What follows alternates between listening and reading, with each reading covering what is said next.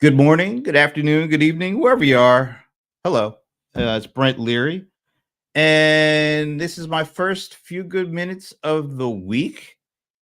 I am just so glad it's been a few good hours because we finally broke out of the cold, freezing cold pattern here in Atlanta.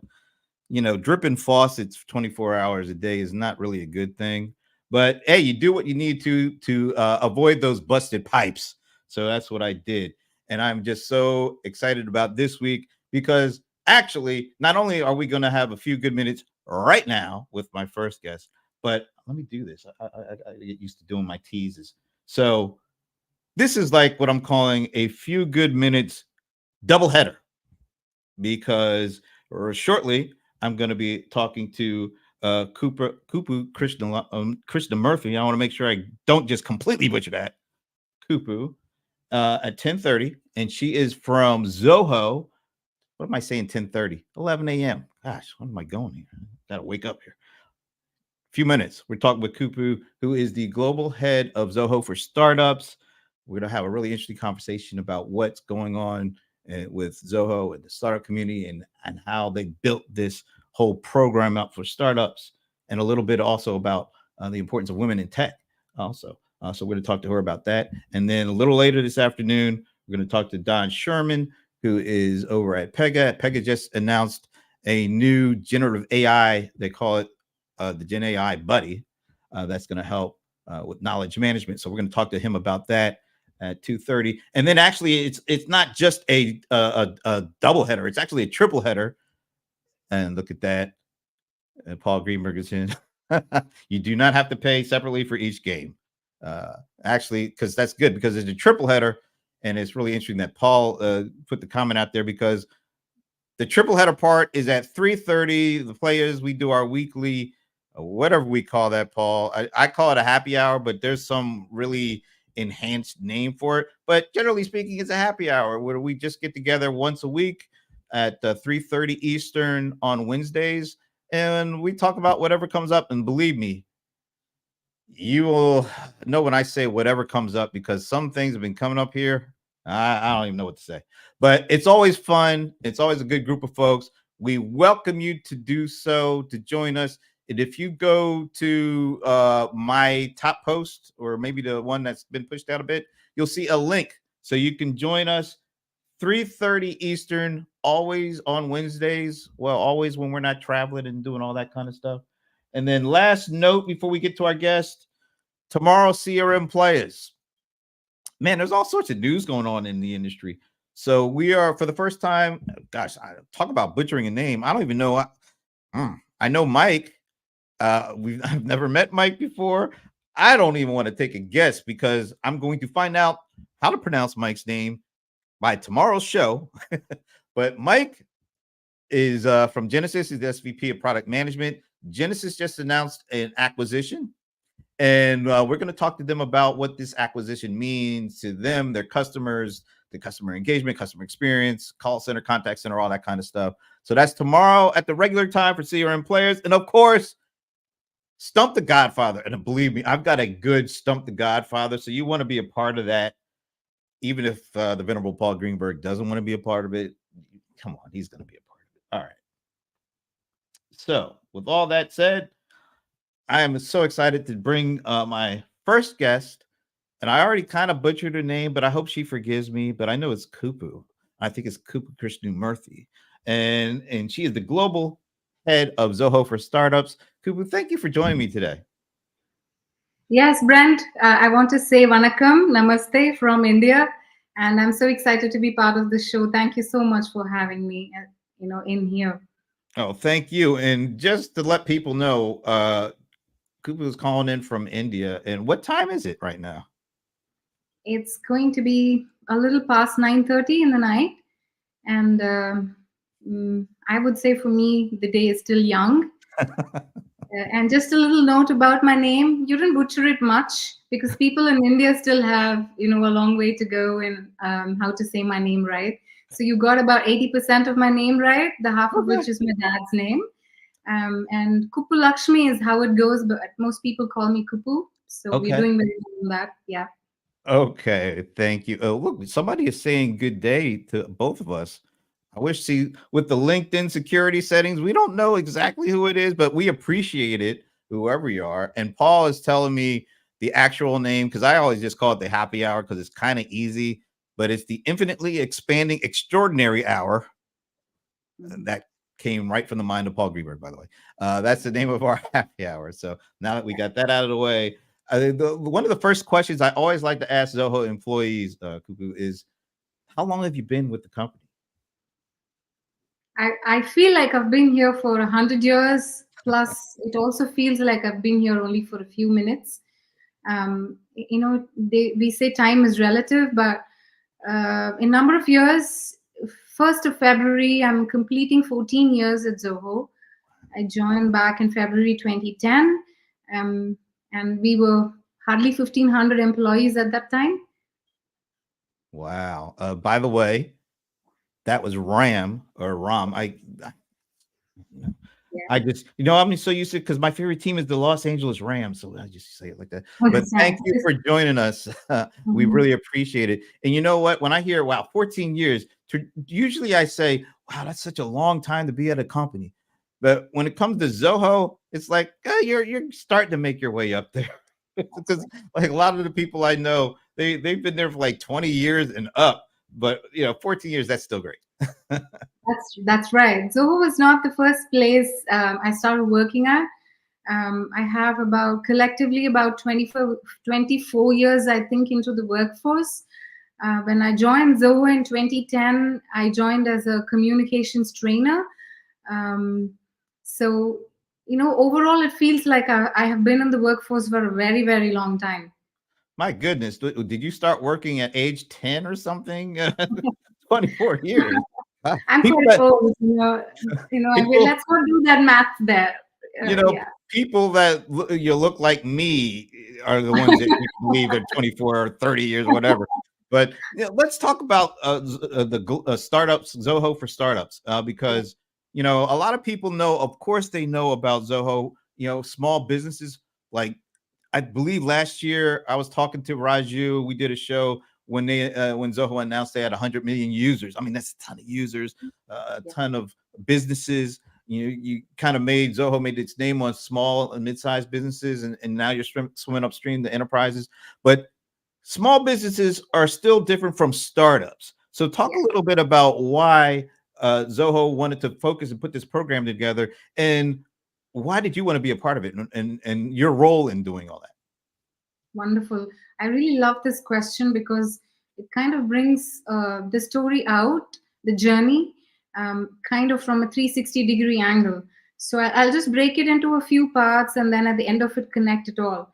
So, Zoho, people who understand how a company scales versus how Zoho has been scaling in terms of adding more users, adding more products to the family of apps, or adding more employees.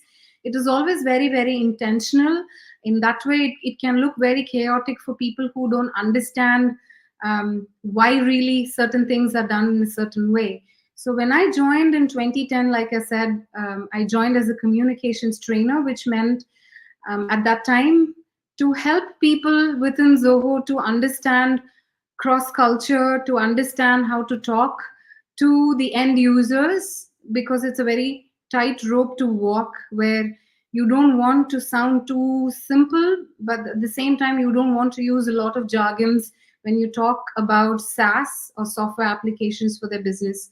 So, somewhere in between, you have to be that very friendly person, but at the same time, say the appropriate things to people beyond small talk. Most of the time, sales is made when you build the right rapport with people at that point in time. This was way before we even thought we would have 55 plus applications and 100 million users from across the world.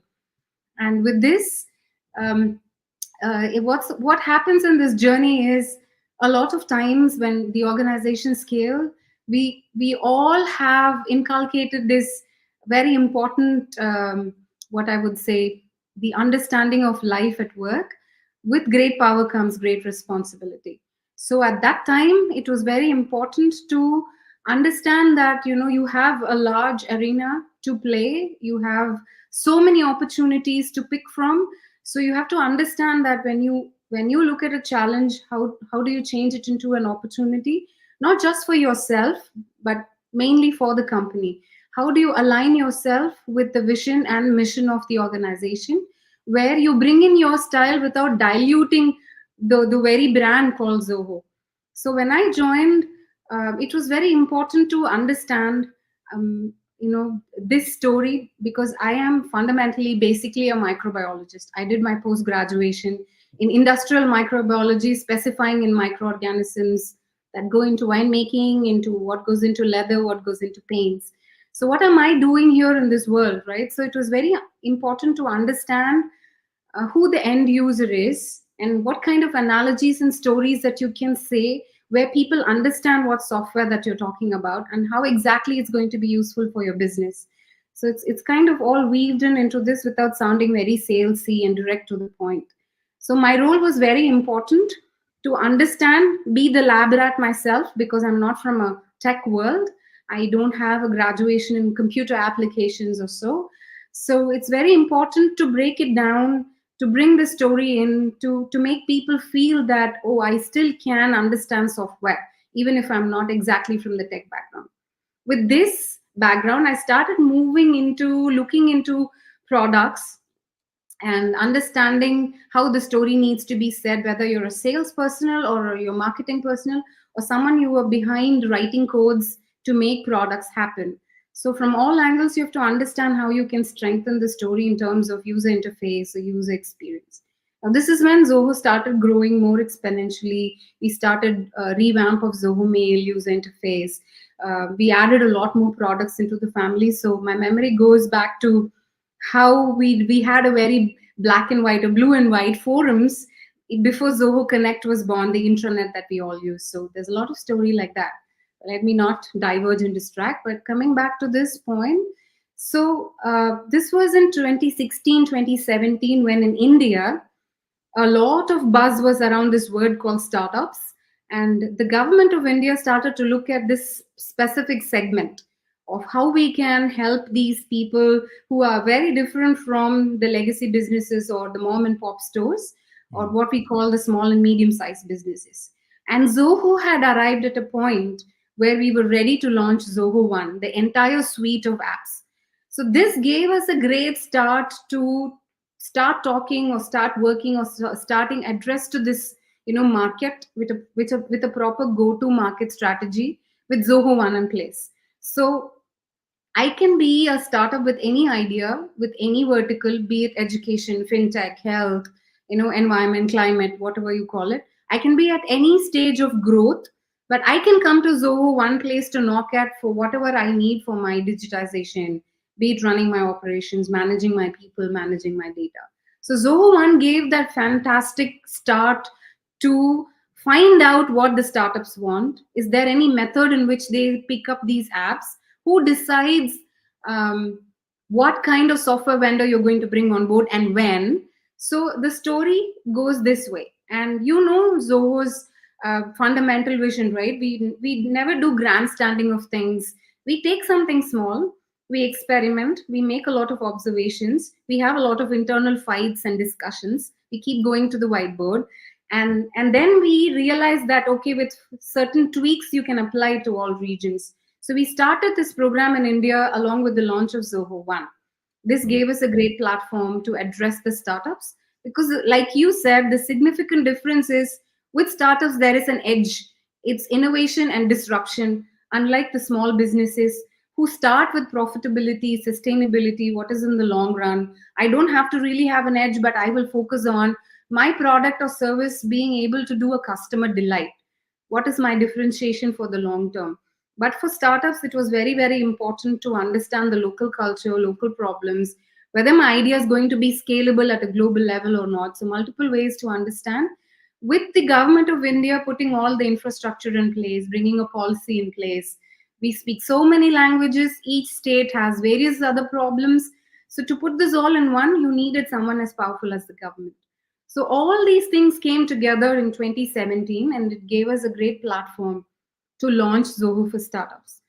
I just had to go to my boss and say, look, been making all these observations, and I've been working with a few products, doing my own webinars and workshop, and I see that nobody inside Zoho is exactly looking into startups as a segment.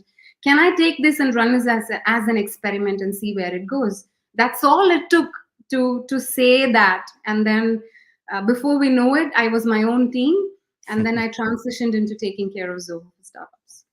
Wow. Okay. So I remember when Zoho One came out. I think it was 2016, like the July, August of 2016. Yes. You put this program. So from the time it came out to the time that you went to your boss and said we should have a program, and I like to run this program, or I like to start this program. So that was less than a year, and now we're like entering 2024. Your title is global head, so that means you've taken it beyond what was going on in India to startups globally, because Zoho has customers all over the map. What have you learned about startups globally? Like, are there similarities across the globe? Are there things that are different? What are some of the things that you picked up running this global program for startups, and being able to compare and contrast startups locally, startups across the globe?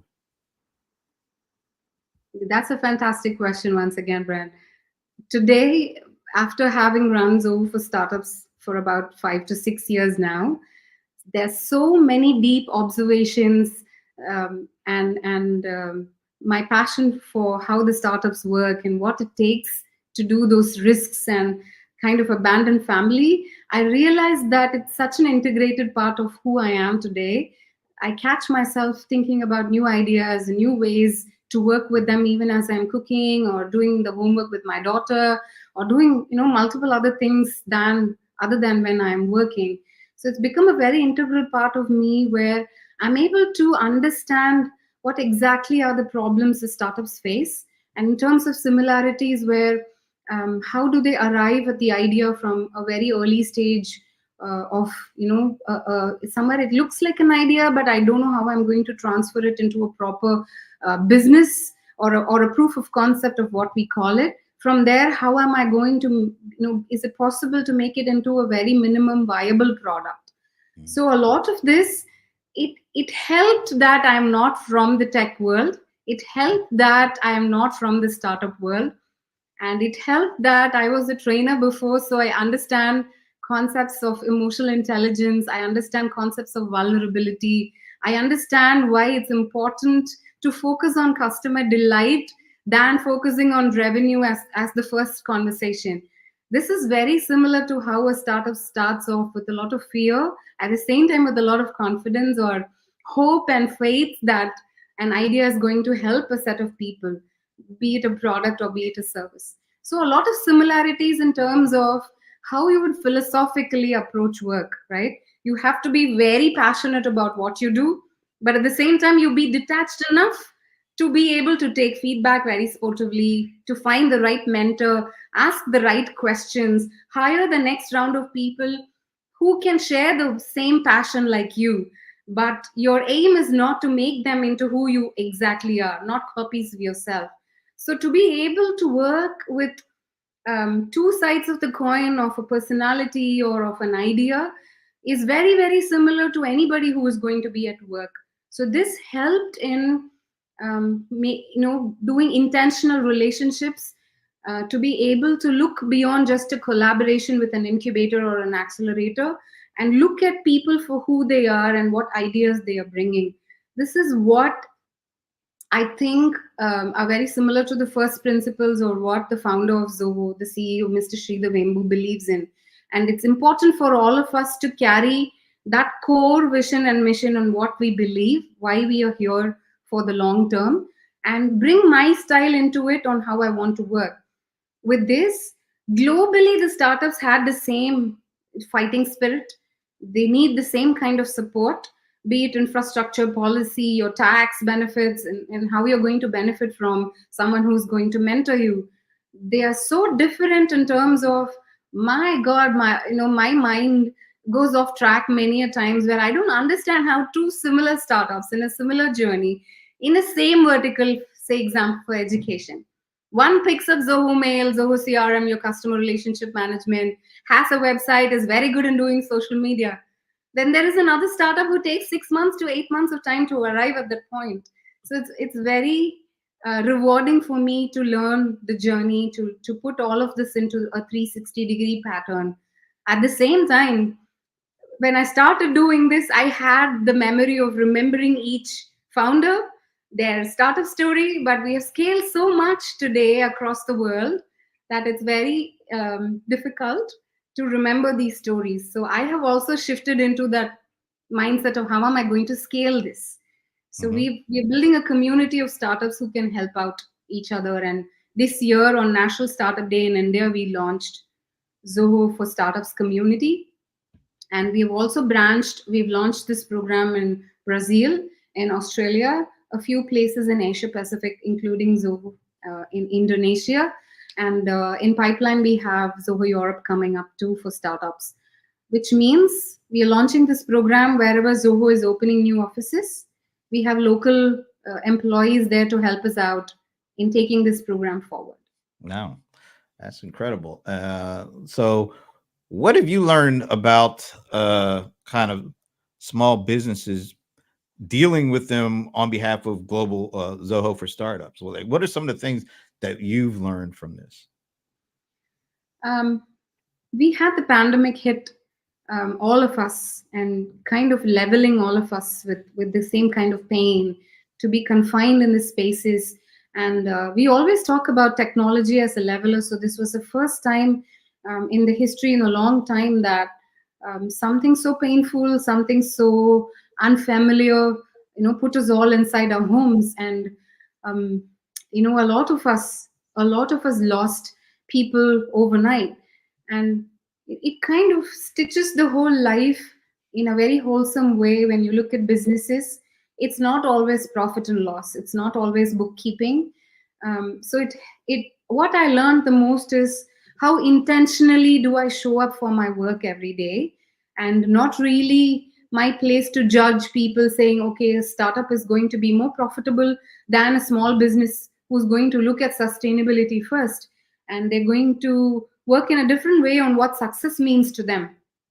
All of this difference starts coming to you in a way where you can't help but be spiritual in your own ways. You can't help but be philosophical, and try to make sense of all the numbers that is in front of you, and have very sincere conversations with the startup community on how we can help, to Zoho be that a virtual co-founder of sorts in their journey. And you really mean that they just have one place to knock in order to. So we branched out a bit. We also gave a few knowledge sessions on how Zoho remains bootstrapped. What are these 50 different products that are islands themselves, like startups themselves, inside Zoho, and how we exchange ideas. So all of this started coming out mainly because I'm not afraid to ask silly questions. I'm not afraid anymore to wear my vulnerability on my sleeves. Go ask for help, because Zoho for Startups runs with the help of 55 plus applications, product teams, and Zoho. So some of the learnings, interestingly, is not your intellectual quotient, but it is more of your emotional quotient. Well, I think that's really important, particularly for startups, because you talk to, at least, the ones that I've talked to over the years. Part of being a startup is kind of this feeling of loneliness, or feeling that everything depends on you, and so of course there's different kinds of needs that a startup has, but you shouldn't overlook that emotional aspect as well. But how does all that you've done over the last 5 or 6 years, how do you think that's changed the relationship that small businesses and startups have with Zoho, the company? I'm sure it's deepened it and improved it, but what are some of the ways that you've seen this happen? Um, the first and foremost observation I made is that the kind of ethics that Zoho always fiercely believes in. You know, how we would run our company, in what way we would earn our profitability, and some of the conversations, with Raju and with Sridhar always revolves around topics like customer privacy. What are you going to do with their data? Where is your data centers? Are you going to allow third party trackers to come and do what they want to do? A lot of conversations happen around, for a first time startup, they might not even know that they have to keep in mind all of these factors. So I don't know what I don't know. Along with what you said, it's a very lonely journey. And who's going to help me explore this box of I don't know what I don't know? All of this put together, um, small businesses and startups, I think, greatly benefited from how we used the very essence of how Zoho grew from where we were back in 2010 or in 2006 to now where we are in 2024. Because outside, or when you read news or PR articles, you see the celebration of 100 million users. We are so happy about announcing a new product, but what goes, you see a beautiful duck floating in water. What happens to the feet inside the water? It's not a very pleasant looking scene that what it does to stay afloat. We do the same thing inside Zoho. So we are able to be very, very empathetic with these startups and small businesses and draw a beautiful line between, we can't give you everything because Zoho started when SaaS and cloud was not much spoken about in India. So some of the things in terms of competitions and how many startups are trying to do the same thing as you are is changed. In 2024, the data looks very different. So we were able to serve these people in telling them that digitization or going online or bringing cloud apps is going to solve some of your most essential problems. Like, you don't have to hire a social media manager anymore if you are a solopreneur and you work on budget. You don't have to worry about SaaS in that way. Workflow and automation has to be humanized, where you understand that you can run it on your own. And we were able to cater to this segment where we understand. And with Sridhar moving to India, it gave the brand value, 10x more focus, because we stand for made in India, made for the world, which means it is very important. That kind of shifted the spotlight. It helped Indian startups to understand, wow, Zoho is so inspiring, and this is something from my own country. If they can build something down from south in a village called Tenkasi, I can use my infrastructure and build something very well on my own. So this, all of these conversations even today help in bridging that gap, helping serving this specific community of small businesses and startups. Another thing that's really interesting, you mentioned when we first started talking that you don't come from a tech background, but you're at a huge tech company in a leadership position, and you're also a woman executive in a leadership position in a tech company, and you deal. I'm going all meta here, Kooku, and you deal with all these startups, which I'm sure a pretty significant percentage of them are female led. Um, how does all that play into your approach to helping these global startups that are female led, being a tech executive at a company that they depend on? Maybe you could talk a little bit about your experiences and the importance of having a strong female presence in your company, in a tech company that's also helping these startups. Yeah. So the journey has always been about, like I said, I'm a person who's very, very self-aware. I am very sensitive to even the simplest of things around me, including body language, including weather changes, or including how a mood of a person around me has changed. Partly as a woman, partly because I'm a huge proponent of emotional intelligence, wherever I go, and I talk about a few basic elements around that. Talking about startups and how women representation, and talking about a woman in tech who's exactly not from a tech background, I did not realize for a long time that most of the work of inspiring people, that feeds you back into your own self assurance. Because there are days when I wake up with imposter syndrome, in various different ways, and I want to know what exactly I'm doing. And there are days when I feel like I'm in treadmill situation where I'm not able to realize the purpose of why I'm doing certain things. And progress is, it can look very, very slow with the perspective of data, with the arrival of the pandemic and the effect it has had on the startups and small businesses. You have to look at everything from a 360 point of view to do two things: to do what you're able to do very passionately, like I said, but at the same time to be very, very subjective and objective in every idea you execute.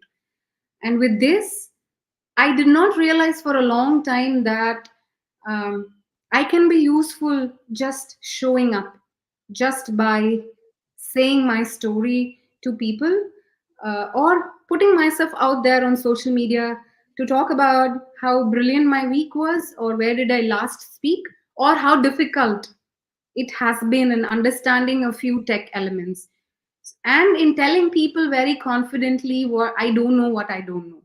These are some of the essential things that, sometimes startups have to know.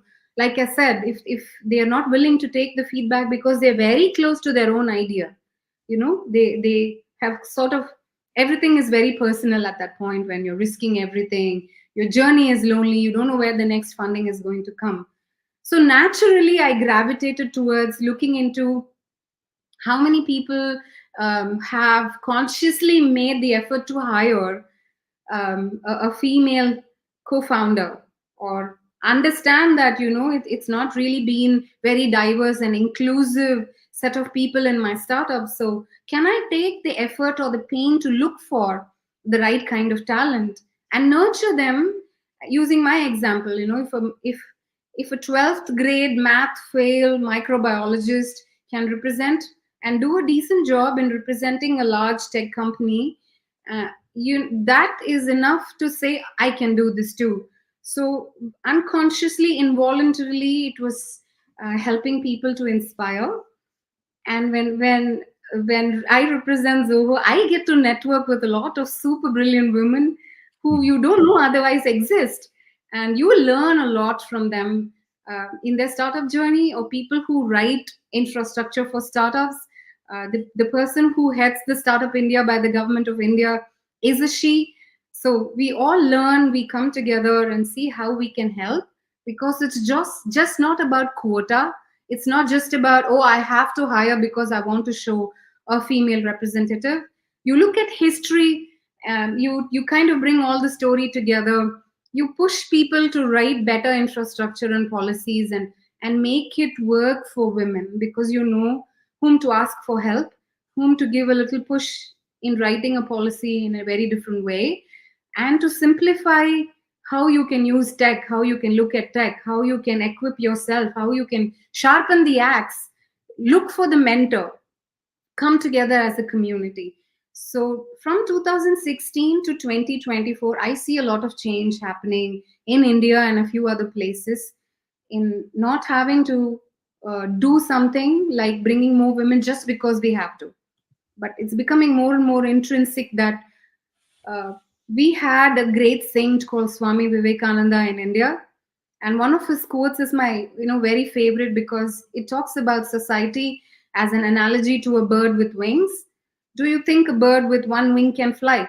What happens to the other half, called women, who can think in 360-degree way, who can be a mother, a wife, and do so many things simultaneously, who's very good in multitasking? So where are we using the talent, and how are we going to change the society if we don't go forward together? So I work in a few spaces where I talk about my story. I talk about how Zoho can be useful in that digitization. I work with a few projects that goes back to school children in government schools in India, in helping them understand that beyond books, you can learn negotiation skills, you can be learning how to be a better team member, you know how you can build your personal brand. You don't have to wait for anyone to appreciate your work. There's so many platforms to show your work, which is like a resume that is built live. So I'm able to do all of this looking back at the many failures and mistakes of my life, and to be able to say it in a context. So women in tech, is always going to be a very important part of me as my responsibility. Cooper, this has been a great conversation. I've enjoyed it thoroughly. I could go another 30 minutes, an hour, but I don't want to take your time up. And I know Yeah, you know, it is kind of late over there, it regardless. is. But I really Yeah. appreciate your time and having this kind of conversation. And for those that want to learn more about Zoho for Startups, where could they go and learn? We have a website, we have a LinkedIn page for Zoho for Startups.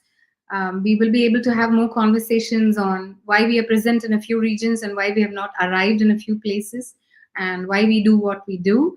So you can always find me on LinkedIn. There's Zoho for Startups on LinkedIn. We have our own web page, so it shouldn't be so difficult if they have any questions, or they can always find you. They can always find me. Yeah, that's right. They can always find me. But I'm glad I found you, and shout out to Sandy Lowe for putting us together. Absolutely. I you know, I don't like to tell her when she's right all the time, but you know, she was right. You know, she said you were gonna get a lot out of this conversation. She was This right. is All something right. of Yeah, women in tech being a super connector, right? Sandy is brilliant. absolutely. Okay. So thank you. Thank everybody for checking this out. And I will be back in a couple of hours because I got to talk to my buddy. Keyword there is buddy Don Sherman for Pega. Thank So you. Thank thanks you, Brent. again, and we will see you later.